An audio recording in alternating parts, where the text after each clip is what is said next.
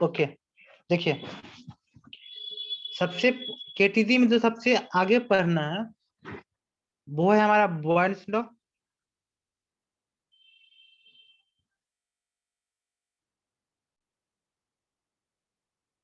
Okay, Boyle's law के बाद दूसरा चीज पढ़ना है, उसको क्या बोलते हैं हम लोग? Charles law.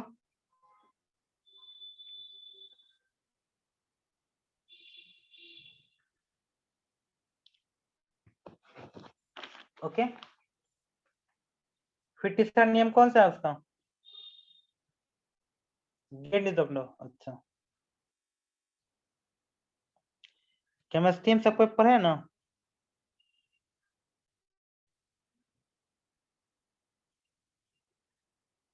ओके, इसका चौथा नियम कौन सा है? केमिस्ट्री में नहीं पढ़े हैं?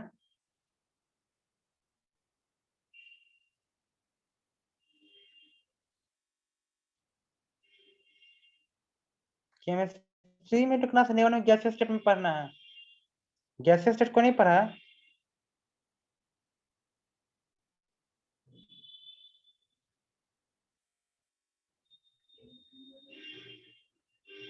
तो अभी पता है तो बहुत अच्छी बात है। हम तो केमिस्ट्री में पढ़े होंगे तो इतना हमको लगा कि पता है। ठीक है, और चौथा नियम कौन सा हमारा? Dalton's law.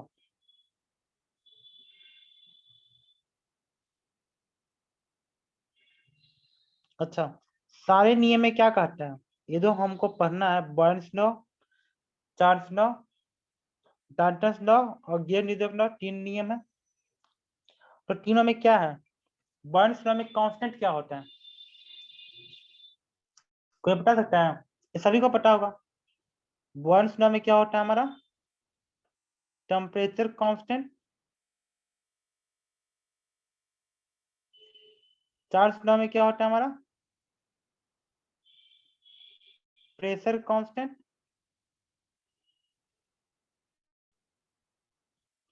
और गेट लॉ में क्या होता है हमारा? Volume constant.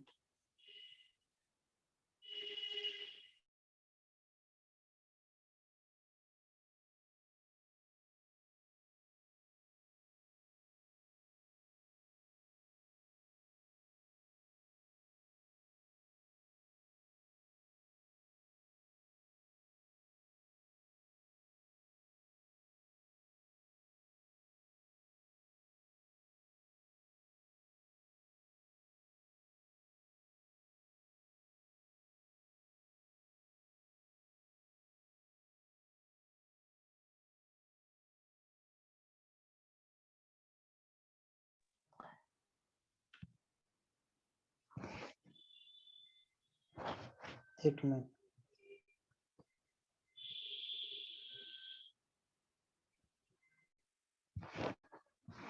चौथा नियम। पांचवा नियम में जो है एवोगैड्रो नंबर, एवोगैड्रो लॉ जिसको बोलते हैं। ओके, तो देखो इसमें हमने क्या पढ़ा? Temperature, pressure, volume. और इसमें क्या होता है? टेम्परेचर, प्रेशर, वॉल्यूम सब कांस्टेंट होता है। ओके,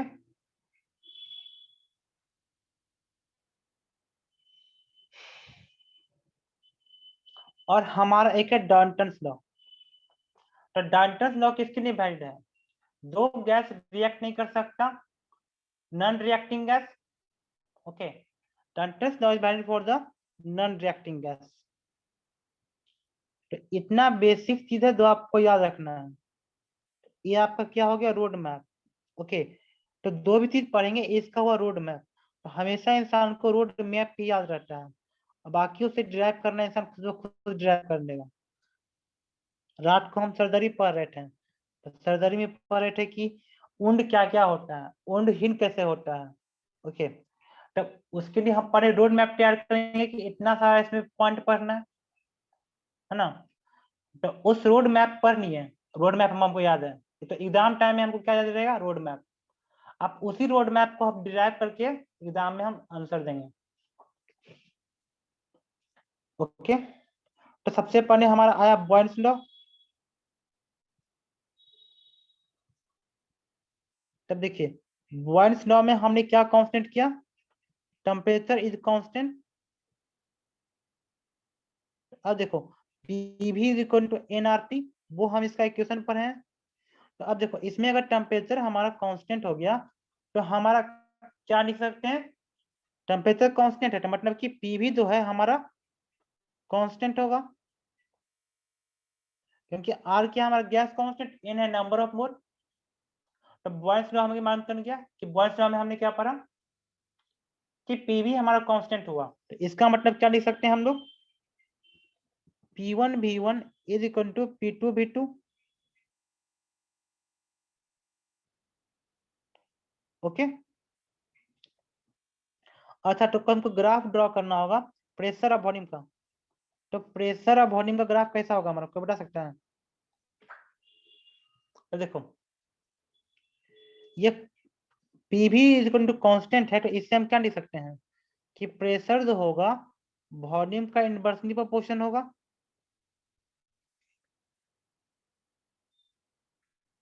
प्रेशर जो होगा वो क्या होगा हमारा, वॉल्यूम का इनवर्सली प्रोपोर्शन होगा। तो द प्रेशर वॉल्यूम का इनवर्सली प्रोपोर्शन, ये कौन सा ग्राफ का साइन है, इसको कौन सा ग्राफ बोलते हैं, हाइपरबोला। ओके, तो प्रेशर और वॉल्यूम का जो ग्राफ होगा वो कैसा होगा हमारा, ऐसा होगा।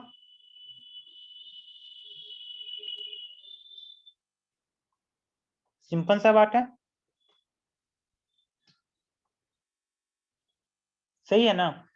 अच्छा, एक ग्राफ से पूछेगा प्रेशर,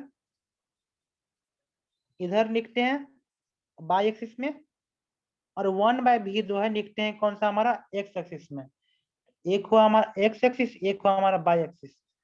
तो बताओ हमारा कौन सा इक्वेशन होगा, इसमें कैसा ग्राफ होगा, हाइपरबोला, पैराबोला और स्ट्रेट लाइन, कौन सा ग्राफ इसमें पुट करेंगे, और स्ट्रेट लाइन, और स्ट्रेट लाइन ना। प्रेशर जो है डायरेक्टली प्रोपोर्शन है 1/v का। देखिए यहाँ पे 1/v लिखे हैं, ये बात को देखिए, यही सब बात तो पकड़ना होता है। मैथमेटिक्स का स्टूडेंट होके आप गलत आंसर दे रहे हैं सर, आपको तो सुबह नहीं देता, बायोलॉजी में देगा तो हम समझते हैं।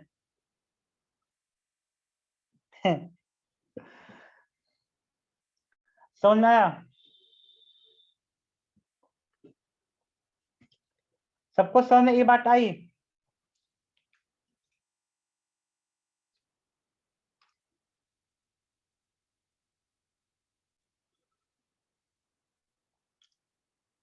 आगे बढ़े, हमने बॉयल्स लॉ पढ़ लिया।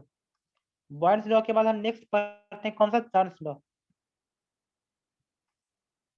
हमारा जो है मैथमेटिक्स स्टूडेंट से यही उम्मीद रहता है कि कम से कम वो तो अच्छा रिस्पॉन्स करेगा इस सब चीज में, ग्राफ ग्राफ में। बायोलॉजी वाला कुछ इन्वर्स नहीं जानता है कि फिजिक्स में कमजोर रहता है। ओके, तो इसमें हमारा क्या कांस्टेंट था, प्रेशर इज कांस्टेंट।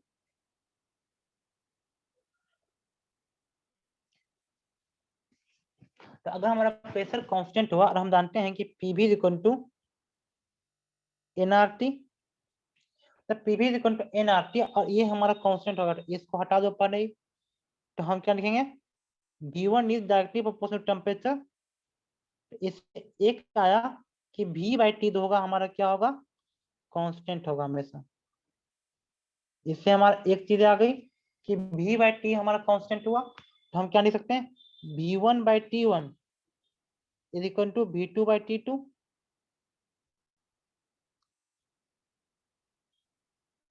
सही है।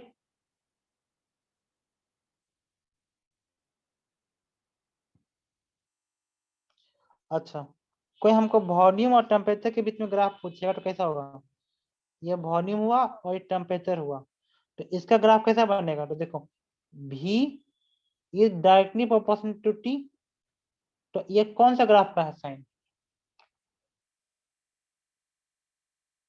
कोई कहे हमारा ग्राफ कैसा होगा, ऐसा सीधा और स्ट्रेट लाइन। हम सिर्फ आइडियल गैस की बात कर रहे हैं, रियल गैस की बात ही नहीं कर रहे हैं।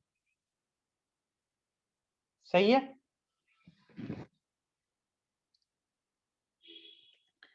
ये तो हो गया हमारा कौन सा, चार्ल्स लॉ। उसके बाद हमारे पास कौन सा आता है, गेन-लीजेब लॉ।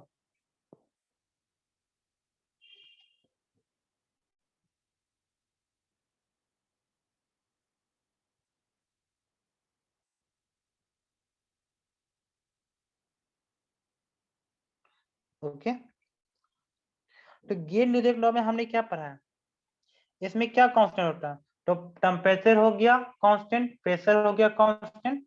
अब क्या हमारा कांस्टेंट होना है, वॉल्यूम कांस्टेंट होना है।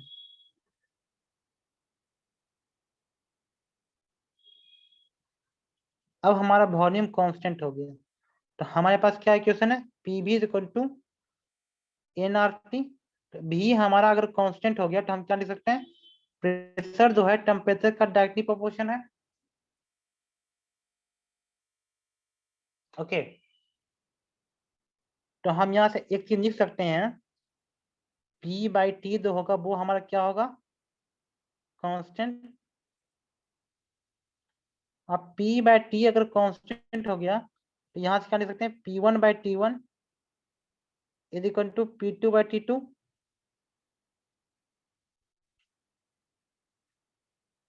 लिख सकते हैं, सही है ना। तो हमसे कोई पूछेगा प्रेशर और टेम्परेचर के बीच का ग्राफ ड्रॉ करो, प्रेशर और टेम्परेचर के बीच का ग्राफ, तो प्रेशर और टेम्परेचर के बीच का ग्राफ कौन सा होगा, हमारा स्ट्रेट लाइन।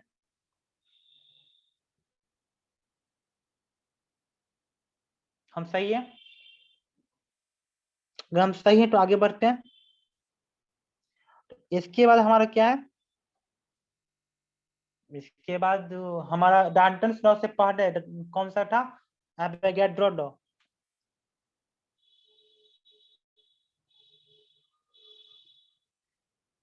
देखिए एवोगैड्रो लॉ से कुछ समझ आता है, एवोगैड्रो नंबर किसी को पता है कितना होता है, what is Avogadro number.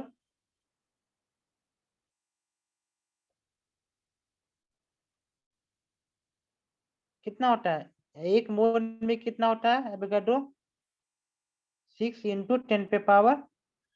10⁻23 atom.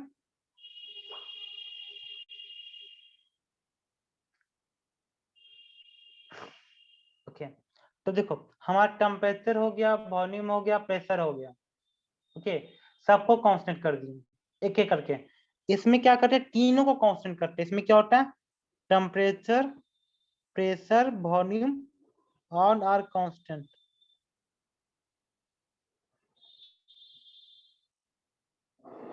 Okay, अब इसमें क्या होता है ना, कि इसमें क्या करता है, इक्वल वॉल्यूम में इक्वल नंबर ऑफ एटम होगा। ओके, देखो हमने सबको कांस्टेंट कर दिया, P V is equal to N R T. तो देखो यह हट गया, ये भी हट गया, ये भी हट गया, तो अब हमारे पास क्या बचा, एन बचा। तो इसका मतलब क्या लिखें, N one is equal to N two हमेशा। और कुछ तो चार नहीं ना है, यहाँ पे क्या लिखें, इन इक्वल वॉल्यूम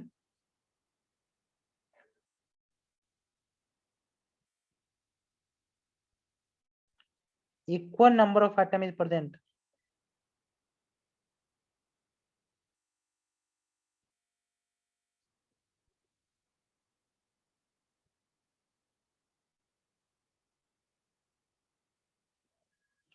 ओके,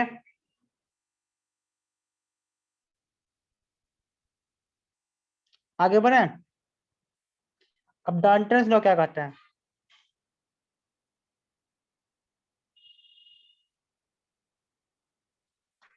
सब बायोलॉजी में स्टूडेंट तो क्लास 11 पढ़ चुका है, उससे कुछ क्वेश्चन पूछना चाहते हैं। 11 सबको पढ़े हैं बायोलॉजी, दो बायोलॉजी के स्टूडेंट हैं।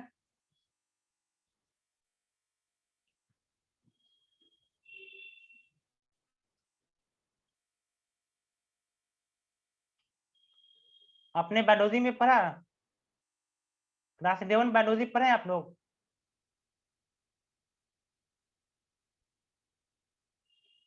रिस्पॉन्स करने दे रहा है।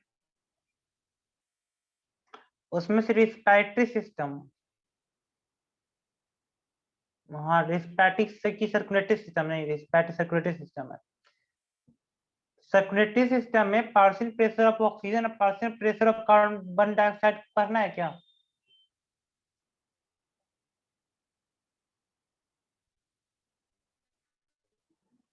हेलो,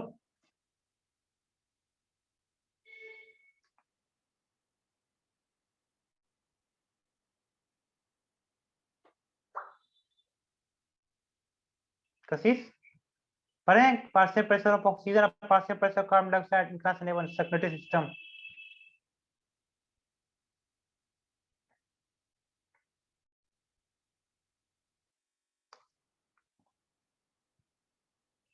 रिस्पॉन्स नहीं आ रहा, मतलब नहीं पढ़े क्या? हेमंत तुम भी नहीं पढ़ा है? सर्कुलेटरी सिस्टम जब पढ़े होंगे तो उसमें लिखा होगा कि पार्शियल प्रेशर ऑफ ऑक्सीजन और partial pressure of carbon dioxide सबका अलग अलग वैल्यू होगा।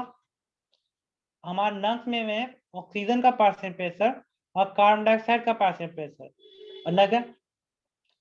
नोज के पास भी होता है, एयर में होता है, जैसे इन्वायरमेंट के पास करते हैं। इन्वायरमेंट में होता है पार्शियल प्रेशर ऑफ ऑक्सीजन और partial pressure of carbon dioxide अलग है। एल्वियोलाई का अलग होता है, टिश्यू का अलग होता है, ब्रोंकियोल का अलग होता है। ओके, तो इसका मतलब क्या है? तो देखो ऑक्सीजन का पार्शियल प्रेशर सबसे ज्यादा कहाँ होगा, इन्वायरमेंट में कि लंग्स में? ऑफ कोर्स इन्वायरमेंट में, क्योंकि हमको ऑक्सीजन चाहिए। और कोई भी गैस जो मूव करेगा high partial pressure to low partial pressure. Okay, तो अगर इन्वायरमेंट में जो है पार्शियल प्रेशर कम होगा ऑक्सीजन का, तो हमारे अंदर नहीं आ पाएगा। और कार्बन डाइऑक्साइड का जो पार्शियल प्रेशर है वो जो अंदर है वो बाहर कब जाएगा, जब partial pressure of carbon dioxide हमारा लंग्स में ज्यादा होगा, तब वो लंग्स से इन्वायरमेंट में जाएगा। ओके, तो इसमें एक चीज देख रहे हैं कि ऑक्सीजन जो ट्रांसफर कर रहा है इन्वायरमेंट से लंग में, और कार्बन डाइऑक्साइड जो ट्रांसफर कर रहा है लंग से इन्वायरमेंट में, तो क्या ये दोनों एक दूसरे से डिपेंडेंट है?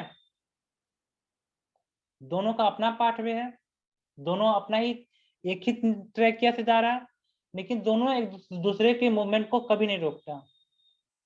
ऑक्सीजन तो कार्बन डाइऑक्साइड के मूवमेंट को नहीं रोकेगा, और कार्बन डाइऑक्साइड ऑक्सीजन के मूवमेंट को नहीं रोकेगा। ओके, दोनों अपना जा रहा है, दोनों इंटरमिक्स नहीं करता। ओके, तो इसका मतलब यही है, जैसे कि आप कहीं पढ़ रहे हैं कोचिंग में, तो आप तो सबका अपना अपना वजूद है सारे कोचिंग में। ओके, जो भी बच्चा पढ़ रहा है सबका अपना, जो अच्छा नंबर आ रहा है वो भी अच्छा, जो इसका खराब नंबर आ रहा है उसका भी तो अपना कुछ ना कुछ वजूद होगा। उसी प्रकार से प्रत्येक गैस का जो कि आपस में मिक्स नहीं कर सकता। Okay,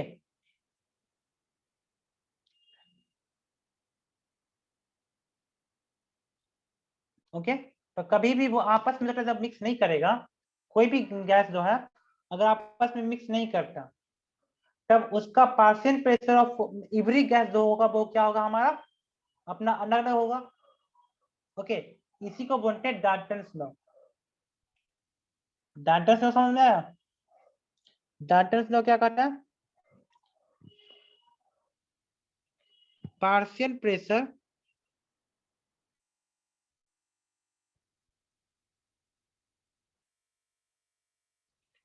of every gas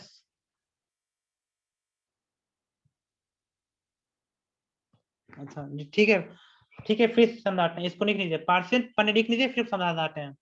partial pressure of every gas has the independent role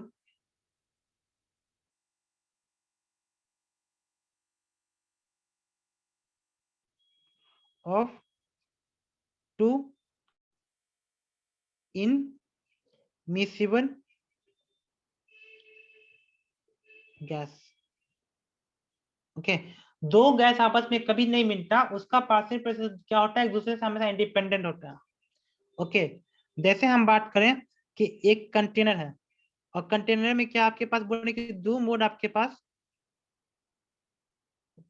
carbon dioxide है, और 5 मोड आपके पास क्या है, ऑक्सीजन है। ओके। और टोटल प्रेशर अगर आपका दिया हुआ है, टोटल प्रेशर आपका दिया हुआ है 1000 पास्कल। तो आपसे कोई पूछेगा पार्शियल प्रेशर ऑफ ऑक्सीजन कितना होगा, आप partial pressure of carbon dioxide कितना होगा।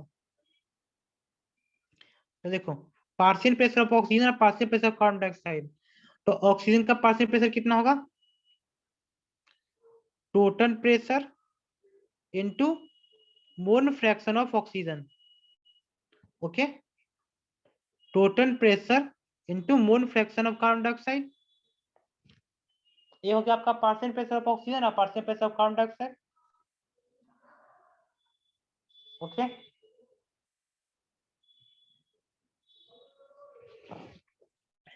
अब देखो ऑक्सीजन में कितना मोल होगा, number of mole of oxygen divide by number of mole of oxygen plus number of mole of carbon dioxide, यही होता है मोल फ्रैक्शन।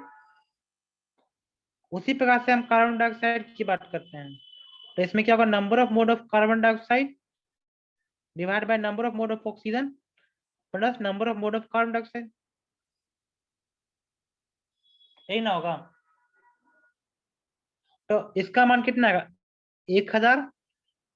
ये कितना है हमारा ऑक्सीजन का मोल, 5 डिवाइड बाय 5 प्लस 3, और इसका कितना होगा हमारा 1000, 3 divide by 5 plus 8, sorry 5 plus 3, तो हमारा आंसर कितना आ गया 5000 बाय 8, और इसमें कितना आ गया हमारा 3000 बाय 8 पास्कल।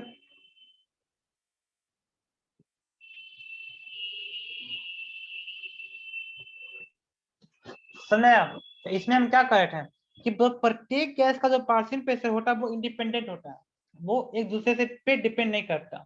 ऑक्सीजन का पार्शियल प्रेशर जो अपना होगा, कार्बन डाइऑक्साइड का पार्शियल प्रेशर अपना होगा, और कोई भी गैस जो मूव करेगा हमेशा high partial pressure to low partial pressure, gas always move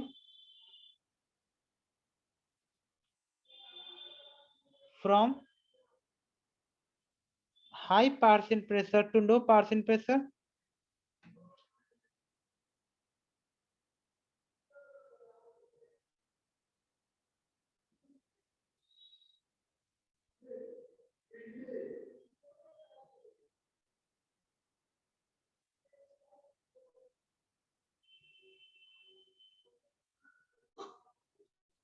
देखो जैसे कि ये कोई कंटेनर है, ठीक है,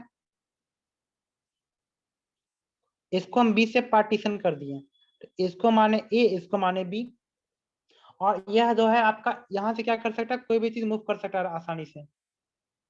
ओके, तो यहाँ पे जो है पार्शियल प्रेशर सबका दिया हुआ है, देखो ऑक्सीजन का, कार्बन डाइऑक्साइड का, नाइट्रोजन का, तो यहाँ पे पार्शियल प्रेशर आपका दिया हुआ है 500, कार्बन डाइऑक्साइड का दिया हुआ है 30, नाइट्रोजन का दिया हुआ है 20। इधर इधर देखो, जो बी कंपार्टमेंट है उसमें ऑक्सीजन जो दिया हुआ है कितना हमारा 250, इसमें दिया हुआ है कितना हमारा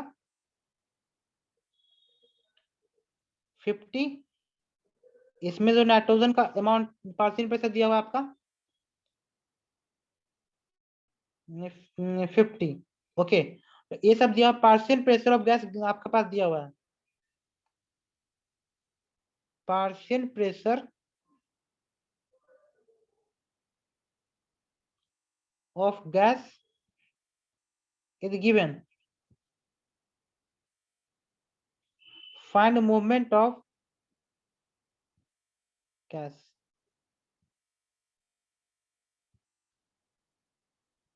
तो हमको गैस का मूवमेंट बता सकता है कि कौन किधर से किधर मूव करेगा, ऑक्सीजन किधर किधर किधर से किधर मूव करेगा, कोई बता सकता है, ऑक्सीजन,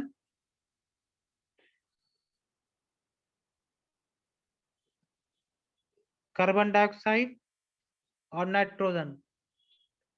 तो देखो ऑक्सीजन का कंपार्टमेंट ए में 500 है पार्शियल प्रेशर, और इसका ऑक्सीजन का जो बी कंपार्टमेंट में है 250, तो ए से बी।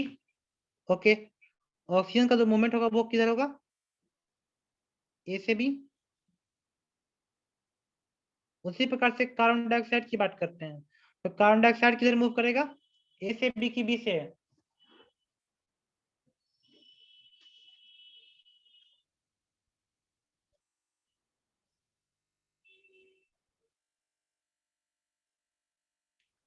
कार्बन डाइऑक्साइड देखो ना, इसमें ए में 30 है और बी में 50 है, तो बी में ज्यादा है ना, कार्बन डाइऑक्साइड का पार्शियल प्रेशर बी में ज्यादा है ना, तो बी टू ए ना मूव करेगा।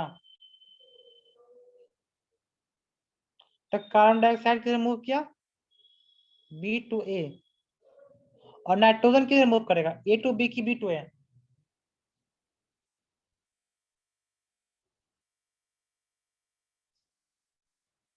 B to A.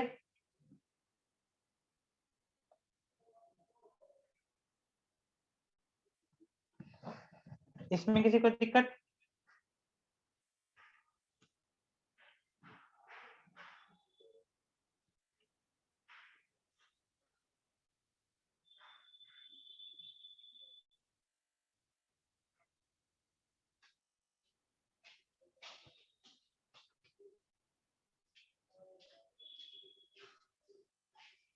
ओके।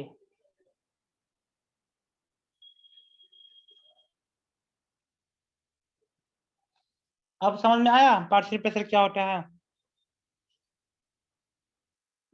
माने केमिस्ट्री में समझ में नहीं आया, फिजिक्स में समझ में आ गया, बहुत अच्छा बात है, हमारी मेहनत रंग ला रही है। ओके, उसी प्रकार से जो बायोलॉजी में जो का स्टूडेंट है, ये special for the biology student. देखो,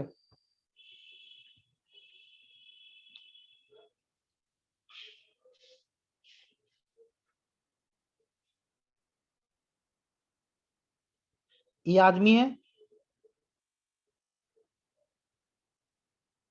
ओके, ये हमारा नॉस्ट्रिल है। ओके, ये हुआ हमारा नंग्स। ये हार्ट यहाँ पे होता है हमारा। तो हार्ट किधर होता है, लेफ्ट साइड में कि राइट साइड में, को बता सकता है हमको, इतना तो बता दो। इतना भी किसी को पता है कि नहीं पता है, हार्ट हमारा किधर होता है, लेफ्ट में होता है। बहुत लोग तो राइट साइड हाथ रख के बोलता है कि तूने मेरा दिन चुरा लिया। ओके, ये हुआ नंग हुआ। ओके, ये हमारा हार्ट हुआ। अच्छा, तो कोई हमसे पूछेगा कि पार्शियल प्रेशर ऑफ ऑक्सीजन ज्यादा किधर किधर होगा, पार्शियल प्रेशर ऑफ ऑक्सीजन ज्यादा किधर होगा, नंग में कि एयर में। इधर हुआ हमारा एयर और ये हुआ हमारा नंग, तो पार्शियल प्रेशर ऑफ ऑक्सीजन कहाँ ज्यादा होगा, एयर में कि नंग में, ऑफ कोर्स एयर में। और partial pressure of carbon dioxide कहाँ होगा ज्यादा, ऑक्सीजन का जो पार्शियल प्रेशर होगा वो कहाँ होगा ज्यादा हमारा, एयर में एज कम्पेयर टू नंग। उसी प्रकार से कोई पूछे कि partial pressure of carbon dioxide ज्यादा क्या किधर होगा, नंग में, क्योंकि उसको क्या जाना, क्योंकि कार्बन डाइऑक्साइड को हमको बाहर निकालना है। ओके, ये हमारा अल्टीमेट चीज है। ओके, तो एनसीईआरटी में बहुत अच्छे से दिया है।